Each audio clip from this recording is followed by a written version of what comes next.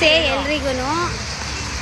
ನಾವು ಆಲ್ರೆಡಿ ಬೆಂಗಳೂರಿಂದ ಕಾಶಿಗೆ, ಬೆಂಗಳೂರಿಂದ ತಿರುಪತಿಗೆ, ಬೆಂಗಳೂರಿಂದ ಧರ್ಮಸ್ಥಳಕ್ಕೆ, ಮಾದೇಶ್ವರನ ಬೆಟ್ಟಕ್ಕೆ ಎಲ್ಲ ಹೋಗಿ ಬಂದಿದ್ದೀವಿ.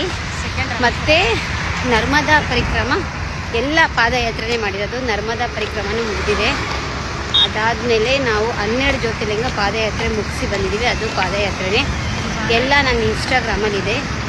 ಈಗ 18 ಶಕ್ತಿಪೀಠ ಶಂಕರಾಚಾರ್ಯರು ಸ್ಥಾಪಿಸಿದಂಥ 18 ಶಕ್ತಿಪೀಠಕ್ಕೆ ಪಾದಯಾತ್ರೆ ಹೋಗ್ತಾ ಇದ್ದೀವಿ.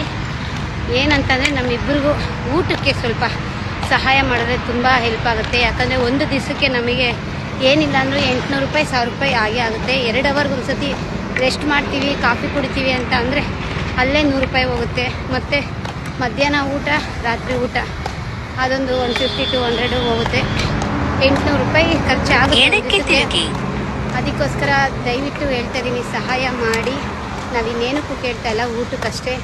ನನ್ನ ಜೊತೆ ಬಂದಿರೋರು ಲಿಂಗಮ್ಮ ಅಂತ, ಅವರಿಗೂ ಯಾರೂ ಸಪೋರ್ಟ್ ಇಲ್ಲ.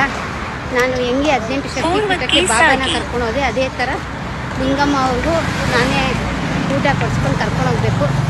ಅದಕ್ಕೋಸ್ಕರ ದಯವಿಟ್ಟು ಜನಗಳು ನಮಗೆ ಸಪೋರ್ಟ್ ಮಾಡಿ, ಸಹಾಯ ಮಾಡಿ. ಇನ್ಸ್ಟಾಗ್ರಾಮಲ್ಲಿ ನಾನು ಪ್ರತಿಯೊಂದು ಹಾಕಿದ್ದೀನಿ, ದಯವಿಟ್ಟು ಎಲ್ಲರೂ ನೋಡಿ ಅಂತ ಹೇಳ್ತೀನಿ. ನನ್ನ ಇನ್ಸ್ಟಾಗ್ರಾಮ್ ಐ ಡಿ ಗೀತಾ 1981 ಅಂತ.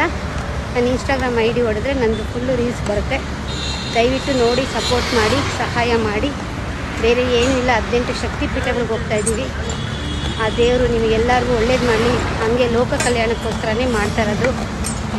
ಎಲ್ಲ ಜನಗಳು ಒಳ್ಳೇದಾಗಲಿ, ಕಾಯಿಲೆಗಳು ಕಮ್ಮಿ ಆಗಲಿ, ಹಂಗೆ ಲೋಕಕ್ಕೆ ಒಳ್ಳೇದಾಗಲಿ ಅಂತ ಹೇಳಿ ನಾವು ಪಾದಯಾತ್ರೆ ಮಾಡ್ತಾಯಿದ್ದೀವಿ. ಎಲ್ಲರೂ ನೋಡಿ ಸಹಾಯ ಮಾಡಿ ಅಂತ ಬೇಡ್ಕೊತೀನಿ. ಬಾಯ್ ಬಾಯ್, ಧನ್ಯವಾದ.